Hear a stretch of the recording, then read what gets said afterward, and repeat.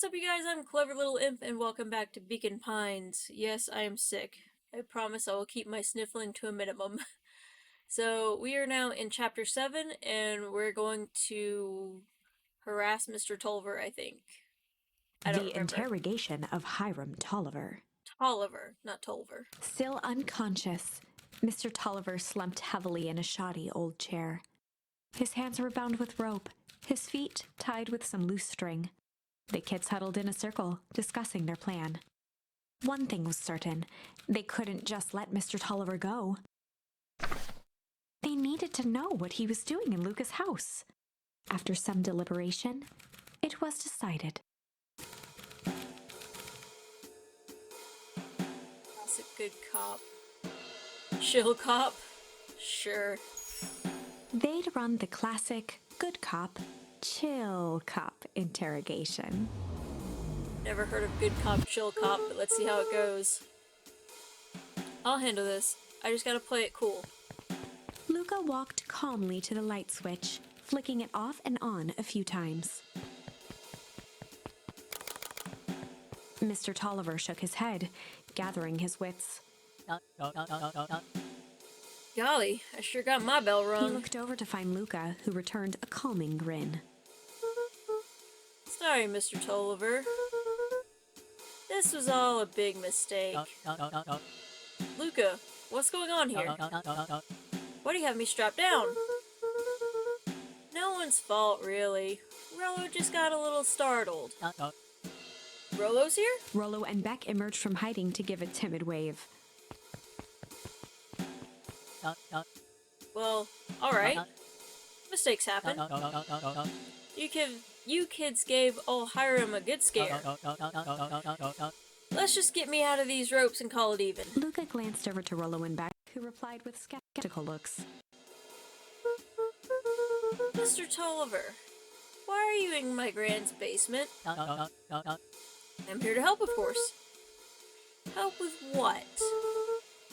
What's my Gran up to? If you'll just cut me loose, I can show you. How do I know we can trust you? Mr. Tolliver exhaled with disappointment. Luca, have I ever done wrong by you? No.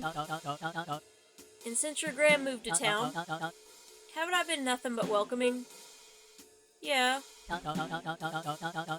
So why would I turn my back on your family now? It's just... all this stuff seems pretty weird.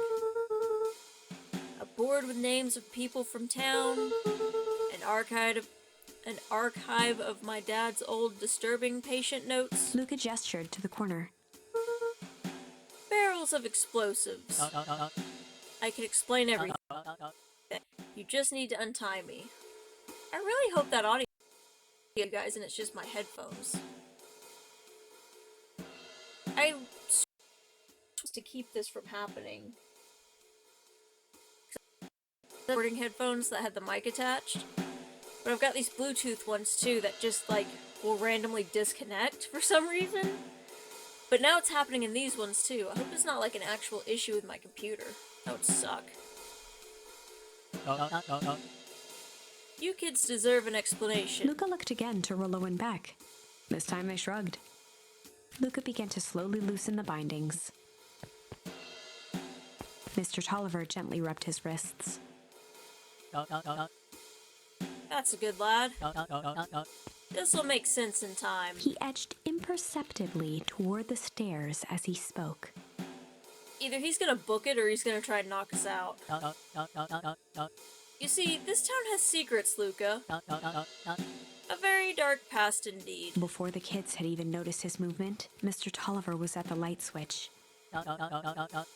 A past that must be brought He to... punctuated his final words by flicking the switch and rushing up the stairs.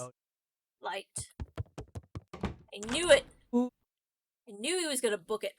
Son of a... Beck darted to the wall and turned back on the lights. It was too late. Rolo confirmed what they all heard.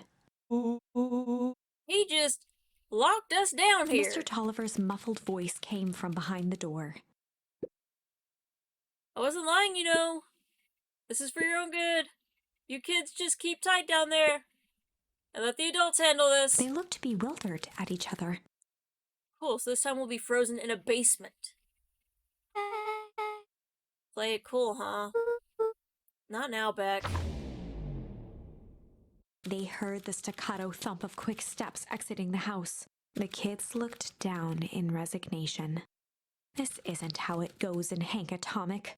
For some reason, they'd always assumed it was up to them to save their town. Luca opened his mouth, hoping to conjure some magical words to make this right. Only a hollow croak escaped. The end. Well, we certainly aren't going to find a grand resolution to our tale locked in a basement. Yeah, I was gonna say, there's not gonna be like a sudden flash of cold or anything? Do we survive the bomb going off? And then we're just like stuck to survive in the basement? Or is the bomb locked in the basement with us? That wasn't really an ending. It was just a massive cliffhanger. Back to the drawing board. Alright, we'll go hard cop this time. Which I'm guessing is supposed to be good cop, bad cop. They'd run the classic good cop, hard cop interrogation. Rolo brandished a steely gaze. I've got this. Read about it 100 times.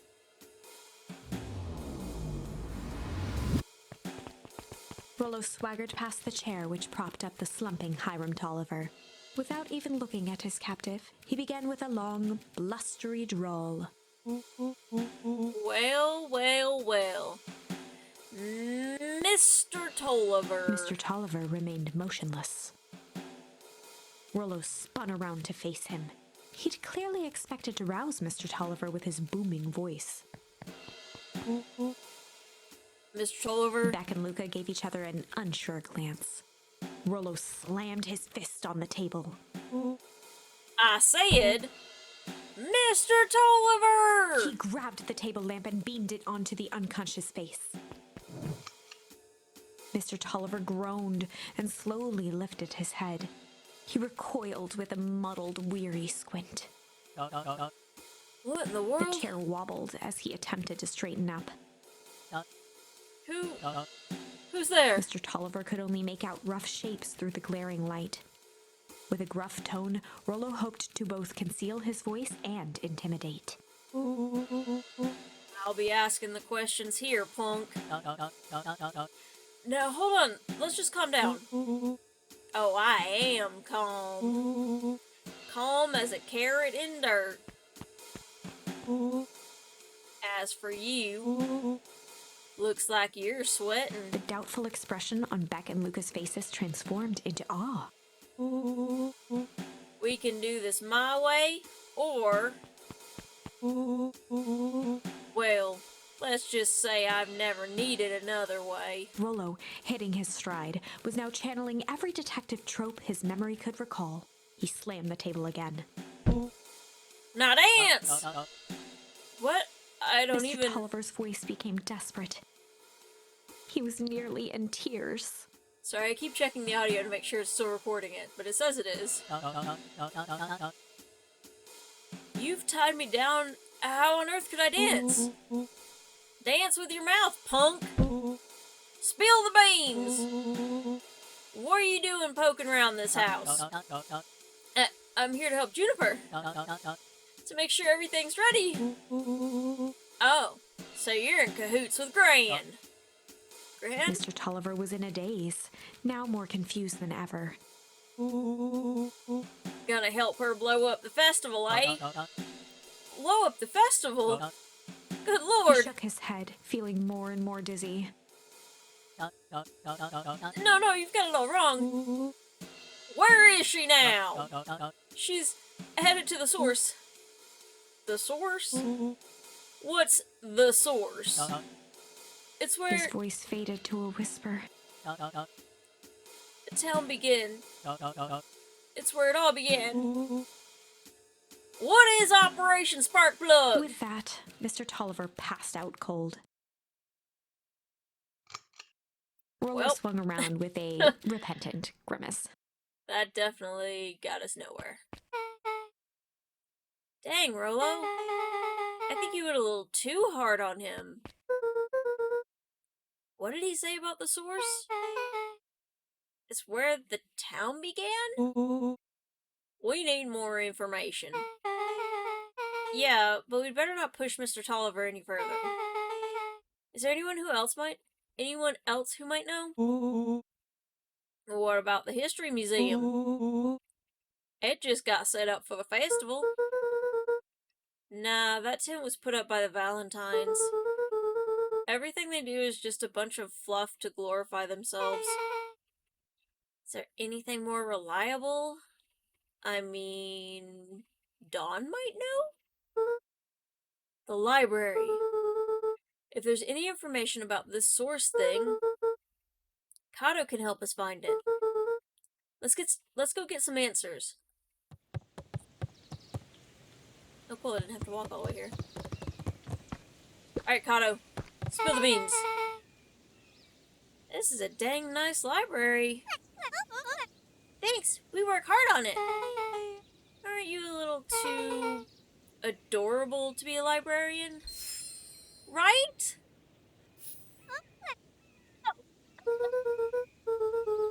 Otto hung out here so much eventually they gave him a set of keys. I just keep an eye on the place for Miss Novak sometimes. They got you working for free? It's quiet and I get access to all the books I can read. What more could a person want? Fair enough. What can I do for you all? We need a favor. I already told you in Rolo. I can't put you on any higher on the wait list for the next Hank's Atomic. And if you're here with more candy, I'll have you know I can't be bought. Call it a personal code of consciousness. Actually, we're looking to do some research. Now you're speaking my language. What are you looking for?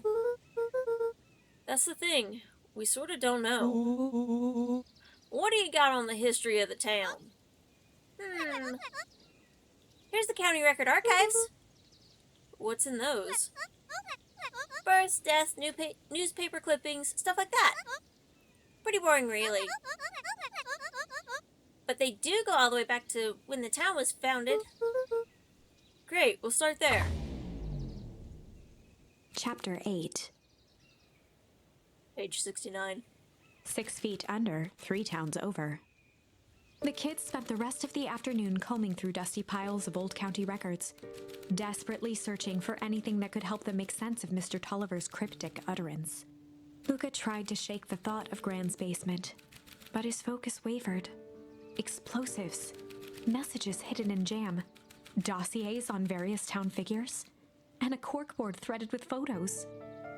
I think the messages hidden in jam is my favorite part, honestly. Gran was the only family he had left. He still couldn't bring himself to believe the worst. But the old map with the symbol of explosives in town square made that difficult. Why didn't they just go to town square? To see if they were already doing something over there, you know? As the sun began to set, the kids were no closer to the truth. If I have to read any more records, my eyeballs are gonna pop. We have to keep digging. If I dig another word, I'm gonna end up in one of these asinine death records. It took me a minute. Rolo Cotter lived a full and wonderful life, till he read so much boring crud his brain oozed out his ears. Rolo shut his book with an assertive nod. If you've got a better idea, spit it out. You sound like my sister. Keep pushing your luck, pal. And it won't be boring county records that kill you. I'll put you in the obituaries myself. Rolo muttered under his breath. You're a county record. Really? That's the best you've got? When I'm done with you, you'll be a footnote in history. Just like... She slammed her finger down on the open page before glancing down to read. J. Hartford here. I'd love to see you try. Hey. We're all a little tired here. let's just take a minute and... Something tickled the back of Luca's mind. Wait, what was that name back? In the obit? J. Hartford? From the Brookville Tribune 8 years ago. That can't be right. What is it? J. Hartford. That's my Gran's name. Juniper Hartford. Maybe there were 2 J. Hartfords? Mrs. Hartford is survived by her young daughter E. Hartford. That's my mom's name. My mom's name is Eleanor. Okay, this is getting creepy. If your Gran is 6 feet under 3 towns over, then who am I living with? The question hung in the air. Cool. Alright, gang, I gotta close up for the night. Beck rubbed her eyes. How late is it? Almost 10. Oh, crap. Pa's gonna kill me. I gotta go. Yeah, my parents will be worried sick. Okay, let's meet up as early as we can at the festival tomorrow. What are you gonna do about the unconscious man in your basement? I'll think of something. Luca's heart was pounding as he approached the house. Yeah, I would be a little less worried about the unconscious man in the basement than the woman who apparently is not actually your grandmother. If he was lucky, Gran, or whoever it was, hadn't gotten back yet. And of course, there was Mr. Tolliver tied up and unconscious in the basement. Dealing with him would be the first order of business. Nah, he's got jam, he'll be fine. Luca shook out his arms to calm his nerves before entering. Oh, hi. He held perfectly still, tempering his breath, and listened closely. She was asleep. His only hope was that she hadn't found Mr. Tolliver before dozing off. I mean, I doubt that, considering that's her whole, like, base of operations and everything.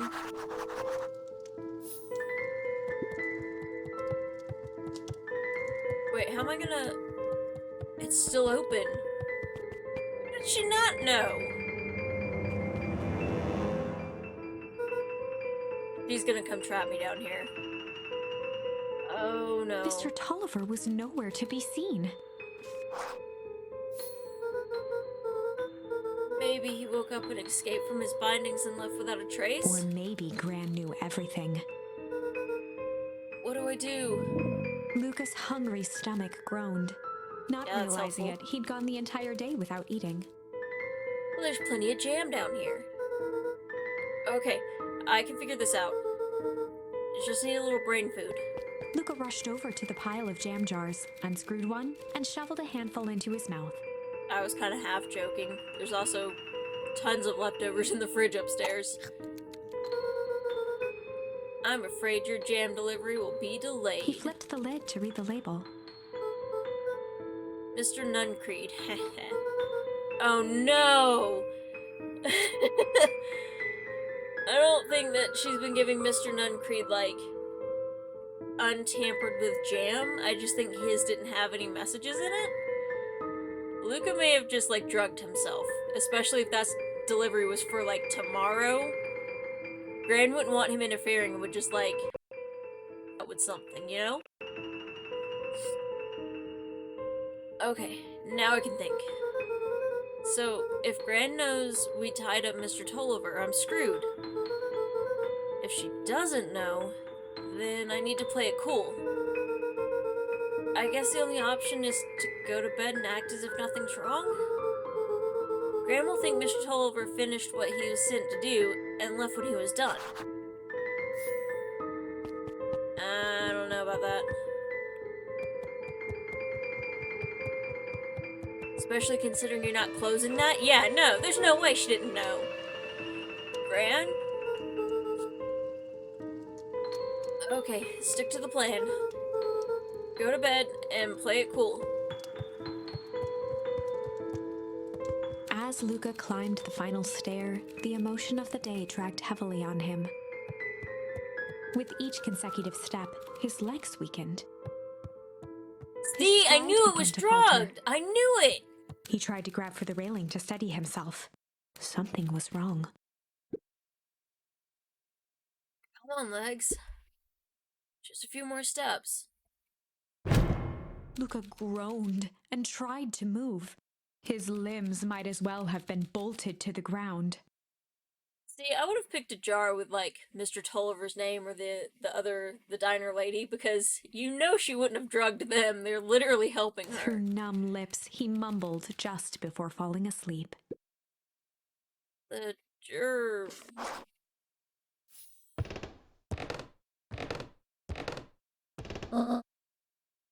Sweet boy.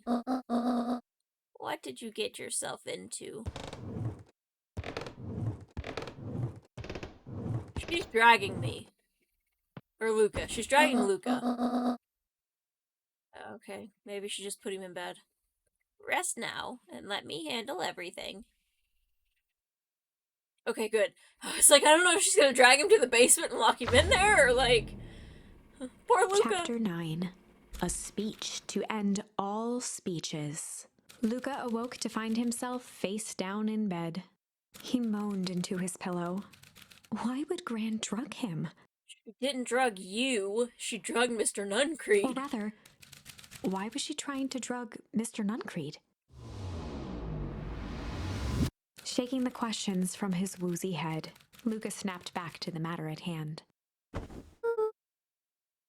Festival. Half expecting him to just fall face first.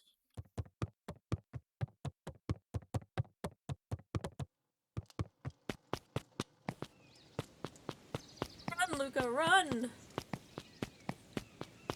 Oh, we're being stopped. Where have you been?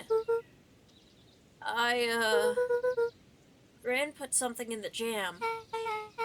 Yeah, we know. Secret messages for secret conspirators. Not this one. This one was intended for Mr. Nuncreed. Put me to sleep. Whoa ho ho! Sly devil. I think she's trying to remove him from the equation. He might be in danger. Have you found anything? We looked around but haven't seen anything odd. Your Gran is nowhere to be found. But Mr. Nuncreed is just loafing around waiting for the speech. What speech? Mayor Gus just got up on the podium. Everyone's gathering at the stage. And there's supposed to be a super secret special guest at the end of the speech, right? Let's get moving. Isn't that what Dawn said? Augustus Valentine nervously wiped his brow. Ugh, this is gonna be hard if, Kerr gets up there. Is this thing... hello, Beacon Pines. I'm Augustus Valentine, your mayor, and... I suppose you already know that. Oh yes. Before we get started, I just want to take a moment to recognize someone who couldn't be here today. This town wouldn't be where it is today without my father, Sharper Valentine. So I thought we could begin with a round of applause benefiting such a great man. Befitting. Even that's more than the old codger deserved. Gus cleared his throat and awkwardly loosened his tie. Right. Where was I? William Kerr bounded on the stage with the energy of a preacher at a big tent revival. Oh, God. What a comparison. Gus Valentine, everyone. He gave Gus a hearty slap on the back and motioned him off the stage. Let's hear it for our mayor. What a great turnout. Oh, heck, I didn't prepare anything. But I suppose I could say a few words. Would be ashamed to waste such a beautiful podium. Mr. Kerr pulled a thick stack of note cards out from his vest. Oh, no. Also, she does have other children. The rabbit lady? She's over there next to the book lady on the other side of the river. community, conviction, commitment.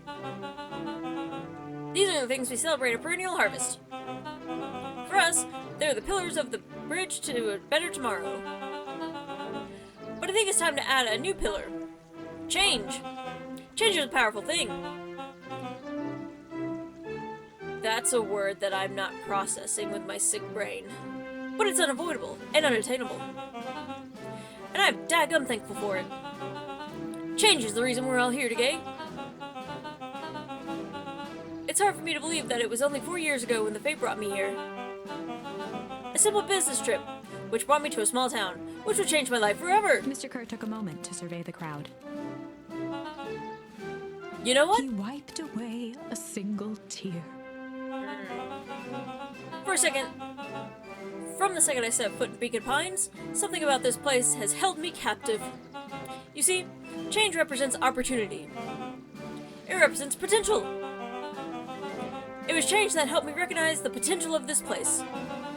To see that the people of this town, despite suffering great loss, still held on to the things that made them special. He thumped the podium to emphasize each word.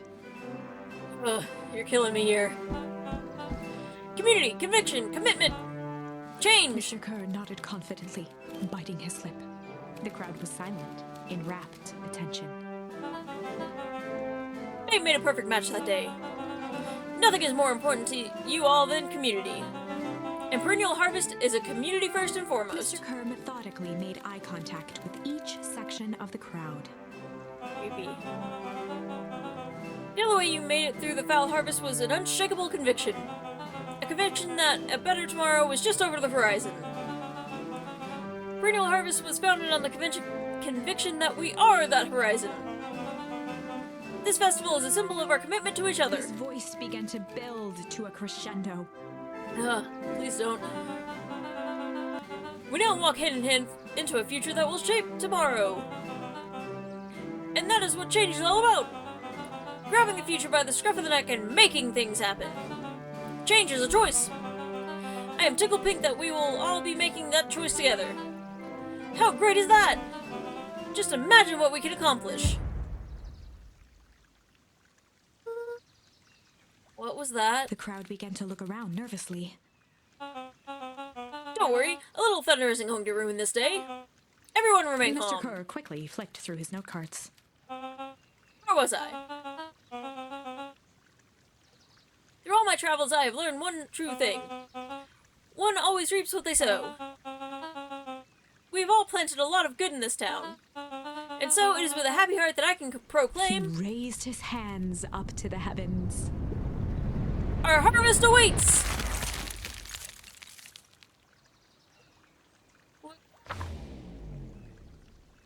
At that moment, a merciless wall of impossibly cold air ripped through the crowd, instantly freezing everyone and everything it touched.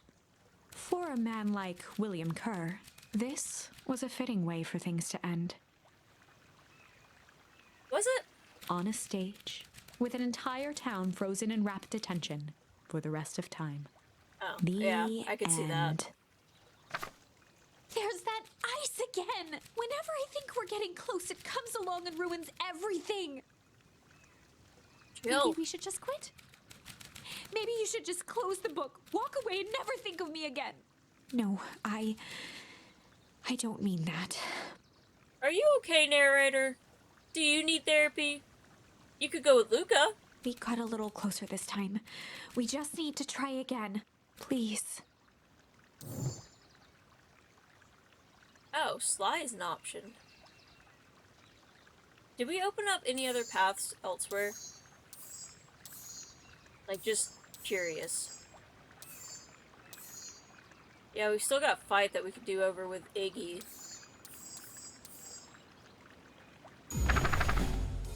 Oh no, wait. Okay, I thought I selected one, and I was like, no, wait! I don't know what I'm the doing. classic good cop, sly cop interrogation. Luca and Rolo ducked behind a barrel, leaving Beck to her task. With a few crisp snaps, she roused Mr. Tolliver. What? What's going on here? You, you're that Modwell girl. Please, call me back. Sorry about all this. Mr. Tolliver looked down and shifted a bit, testing his restraints. It seems there's been a mix-up. You see, I'm down here for the same reason you are. Juniper sent you here? Beck caught herself before letting the surprise manifest on her face. She'd already gotten him to reveal his relation to Gran. This was going to be easy. You know how Juniper is with her precautions, my bad. Operation Sparkplug has us all on edge. I guess she thought you might need some backup. But she sent a child? What better way to avoid prying eyes? Who would suspect a kid? I suppose that makes sense. Mr. Tolliver wriggled a bit in his restraints. Oh, I'm so sorry. Beck quickly removed the ropes. That had to be uncomfortable. A little, yeah. But you understand? We never know who to trust in this town. Mr. Tolliver rubbed the growing knot on his forehead. Very true. So, it turns out we're both Beck here twirled to... her hand, as if to prompt Mr. Tolliver to finish her thought. destroy the evidence. Beck shook her head and clicked her tongue. Yep, the old gal is nothing if not thorough. Mr. Tolliver let out an amused huff in agreement. She sure is. Can't blame her, though. If anyone finds out that we're going to destroy the source, well, we both know how bad that might be. No one will know anything once I finish cleaning things up down here. Beck was on a roll now, playing Mr. Tolliver like a fiddle. You're sure you can finish this up on your own? Juniper trusted me for a reason. You can leave the rest to me. Good. There's one more loose end I'll go work on. Loose end? Oh, it's nothing really.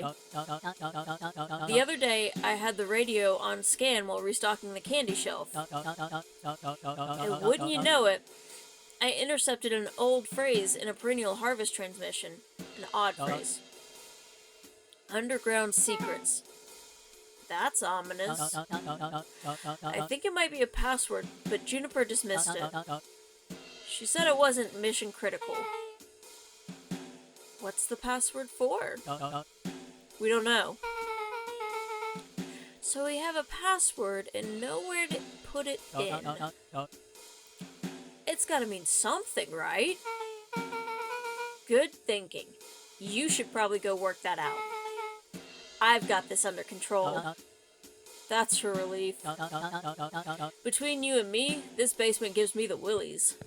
Heading for the stairs, Mr. Tolliver hesitated and turned to Beck with a puzzled look. She grinned and gave him a peppy wave. With a shrug, he continued up the stairs, whistling a jaunty tune. I have a feeling Beck is dangerous. I mean, he didn't exactly put up much of a fight or ask any questions, but you know. You guys catch that? Sure did. This whole time Mr. Tolliver had a candy shelf, but all he ever sells us is apples. Beck blinked slowly in disappointment. Rolo. The password, Rolo. Well, sure, but once things are back to normal, I'll be having a word with Mr. Tolliver about that candy shelf. Fine. In the meantime, I've got an idea. She turned to the table and began tearing small scraps of paper. He said he heard a password on the radio. Any good spy transmission is never what it seems. Beck marked each scrap of paper and leaned back. We just need to find the hidden meaning. Okay.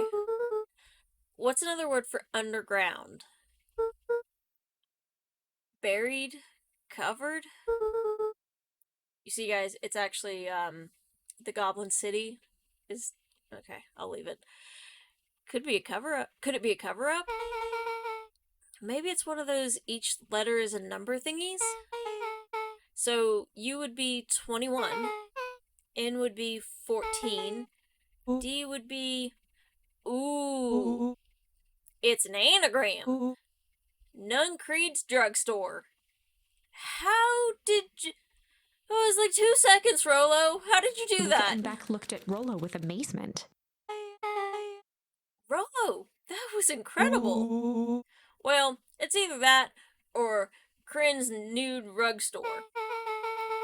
Yeah, I think you were right the first time. How did you do that?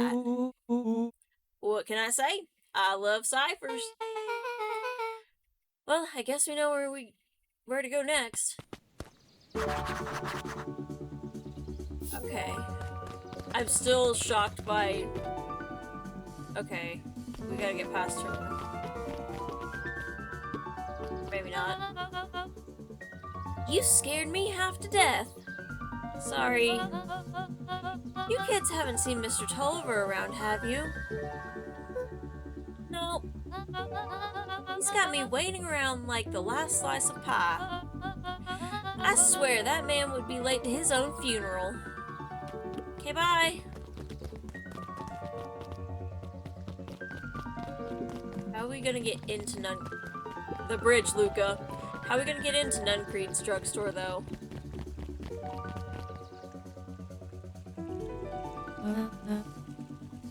You're late, Augustus. Sorry, sister.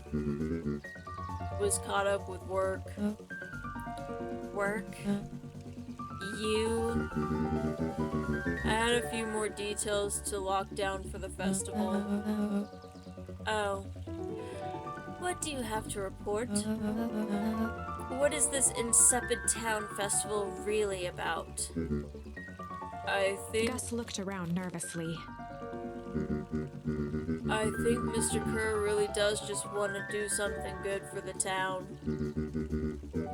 He's actually a pretty nice guy. You should spend some time with him. I didn't pull strings installing you as the mayor so that you could make friends. Your job is to help me figure out what Kerr and Perennial Harvest's true intentions are with this town. We have a responsibility. This is our father's town. Was. Excuse me? This was our father's town. He's gone, Eris, and he isn't coming back. Father left us with nothing but problems. Mr. Kerr came here and offered to help us. We accepted that help. We didn't agree to them turning Father's warehouse into a toxic dumping ground. That's just a temporary arrangement. The glow can be seen from our dang backyard. They're dumping their nasty little secrets on us. When this is all inevitably goes wrong, who do you think will be blamed? Eris's cry hung in the air. We have a new choice to make now, sister. This town is going to change whether we like it or not. Are we going to choose to be part of that future or be forgotten in the past? It's a shame. Father named you Augustus, but you will always just be a Gus. Good night, Eris. I'll see you at breakfast tomorrow. We'll see about that. It's getting late, children. Yeah, but I gotta get an update on her book. Knowledge, he spat with a sneer. There exists a gulf between knowing something and being able to do a dang thing about it. Huh. I do hate when the villain makes a good point. lie.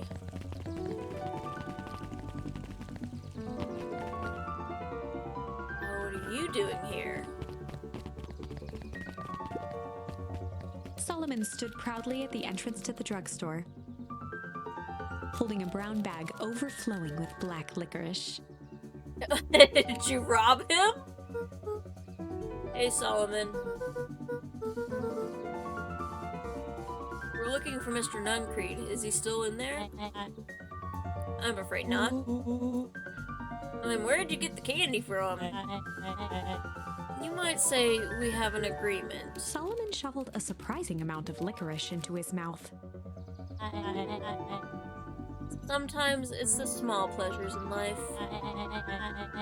Though we might not always have family to rely on, licorice has never let me down. Well, I can't say licorice would be my first choice, but whatever floats your boat. You can tell a lot about a person by their choice of confection. Oh, yeah, I guess. I like sour globs. I'm certain you do. I always wondered why Mr. Nuncreed kept licorice in stock. You must eat enough of it to make it worthwhile. There are many ways to earn loyalty. For some, it's as easy as cold hard cash. You just pay too much for your licorice? Well, he's right, it's locked. There's gotta be more clues. Okay, let's see.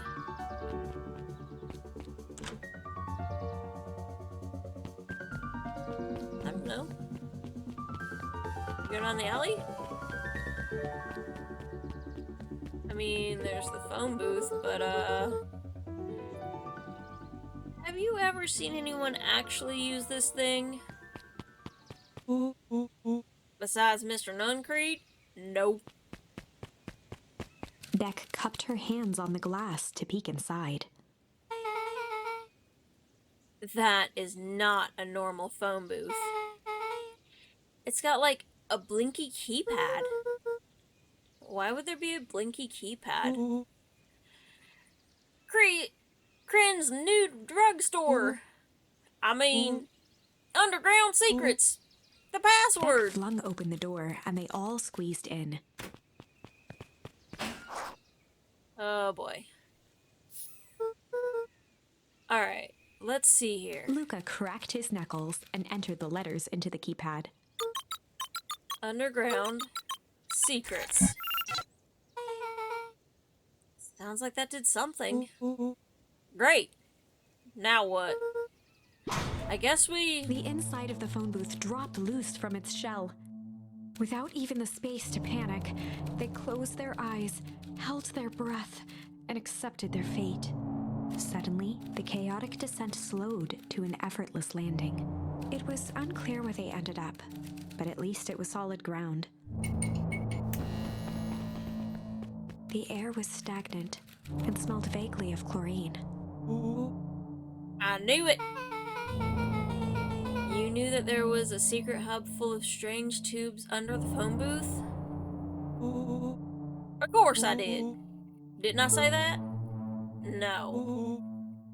I definitely thought it. Luca, do you remember when I said how cool it would be if the transdimensional conduits from Hank Atomic issue 12 were real? Rolo, at one point or another. You've said that about every technology ever discussed in Hank's Atomic. That's why I'm such a good predictor. It looks like each of these has something written on them. We're interested in this.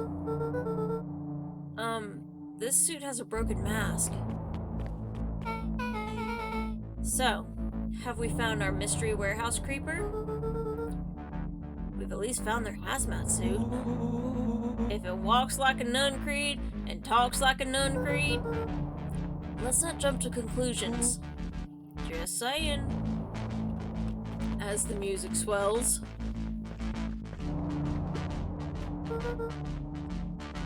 Mining Operations Alpha. You guys have mines here? Not that I know of. This town is all farms and fertilizer. And a series of tubes. Pa always says you can only trust a miner up to the point where they hit gold. Not sure that wisdom applies to this exact situation. That's the thing about Pa. You don't always realize what he means until it's too late. Perennial Harvest main office. That's where my mom works. What does she do? Science stuff? Is she involved in all of this? We just moved here. How could she be involved? True. Valentine Fertilizer Warehouse. Isn't that where you almost got snatched? Yeah. Why would Perennial Harvest have a tube going to the old Valentine place? This is starting to feel like something big.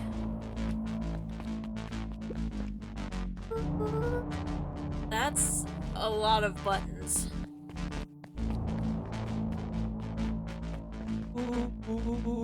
Stand aside, Earthlings. I've read enough Hank's Atomic to know my way around sci-fi tech. Rolo's hands hovered over the field of blinking buttons. Eeny, meeny, miny.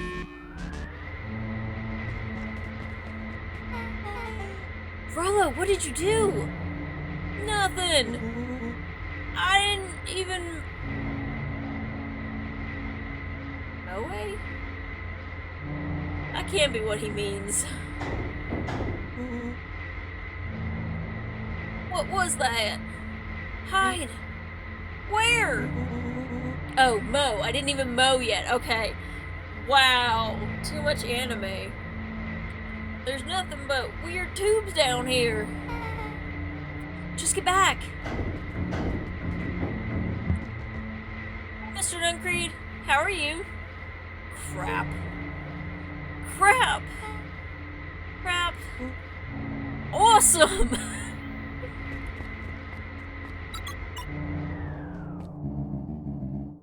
You all need to come with me now. We aren't going anywhere with you. Not until we get some answers. Mr. Underground Secrets. I told them it was an absurd password, but they love anything that makes them feel clever. They who? That's no matter. If I can keep you hidden until after the festival, I might be able to save your skins. We don't care about our skins. Hold on now. I like my skin. This all stops now, Nuncreed. Joseph waited for a moment in silence. You sound just like him. Who? Walt. You don't get to talk about my dad. You know, your father and I were friends back before. He gestured toward the strange tubes. All of this. That's a lie. It's true. I used to bounce you on my knee. What happened? Same thing that always happens. Reality, complications, life. We were a team, Walt and I. An idealistic doctor and a bright-eyed pharmacist. Both heck bent on helping folks. So, you were his sidekick? No. We were partners. He helped the patients and I helped him. Yup, total sidekick. Nuncreed let out a growl of a sigh. Luca, I need you to know this. I need someone to know this. One day, Sharper Valentine comes to us. Says he's got an opportunity. He'd found something he didn't quite understand. And he was willing to pay us both handsomely to help him understand it. And my dad said no. Your father and I both believed in helping people. But the thing I could never get him to understand was, it's a lot easier to help others if you help yourself now and then. Classic sidekick into villain plot line. Walt loved being righteous more than he loved his family. He was wrong about one thing, though. When he begged me not to take Valentine's offer, he said, "Joseph, if a person says yes one time to Sharper Valentine, he'll make sure they keep on saying yes to him until the day he's dead and gone." He shook his head wistfully. Sharper's long gone, but he's still got me saying yes. Is there a point to this sob story?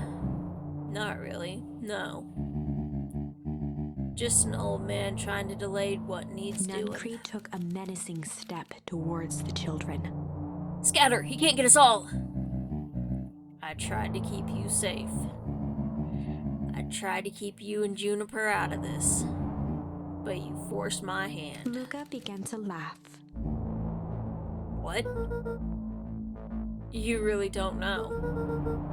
My Gran isn't out of this. She's been scheming right under your nose." "Juniper?" "Seems like she's planning on crashing the town's party. She's going to disrupt the festival? Why would she?" Color drained from Nuncreed's face.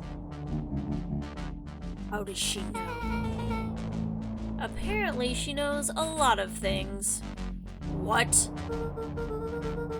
"Let's just say this isn't the only underground lair we've busted into today. And honestly, hers is way cooler. She's got maps and explosives and bad intentions, big man." Nuncreed grabbed Luca by the shoulders. His eyes were frantic. "You need to tell me what she's going to do right now. She doesn't understand what it is she's messing with. Tell me now. She's in danger, boy." "I don't know. She had a map with a mark on the fountain in the town square." "The fountain? But why would..." A jolt of realization struck Mr. Nuncreed. "She knows about the source." "What the heck is the source?" "If she tries to destroy the source, it could catalyze and... dear gosh, she's gonna freeze us all." "Yeah, she's done that several times now." "You all need to run." "Run where?" "Away. As far away from this town as you can get. Head west and don't look back." "Peace out, man." That did not go how I expected. So... we're totally following him, right? Totally. See you on the other side. You good? Yep. I love this town. Chapter 8. And that's where we're gonna leave it, you guys. I hope you guys are enjoying. Comment down below whose side you're on. Are you pro Gran or... I mean, how many sides are there to this thing? Because I still think Kerr is the bad guy. I really do. So yeah, are you for Gran, Kerr, or Nuncreed, who I think might be trying to stop the two from ruining the entire town? I think Gran is going to be one of those where her heart's in the right place, but goes about the wrong way of doing things. And Nuncreed has all the information between the two sides, so maybe he's trying to actually save the town? I don't know. You'll have to subscribe for more. I'll see you guys in the next one. Bye, y'all. Hey guys, it's Clever here. I am in the process of editing these videos. I recorded a bunch when I started feeling sick, so I probably sound way worse now. I'm totally fine, taking it easy. but I've been kind of quiet about what's been going on with the channel, and I just want to say a massive thank you to all of you. I don't know what I've done to get your attention. It's definitely not deserved, but I thank you so much. A month ago, I only had 100 subscribers, and literally at the time of editing this, I have 714, and that's just insane to me. There's been a lot of great comments that I've loved responding to and seeing, and I just, thank you will never be enough, and I totally get that, but, you know, I felt like I needed to say something. So, peace out. I'm gonna go take a nap, but thank you guys so much for all the attention the channel's been getting, and I'm glad you're enjoying the videos.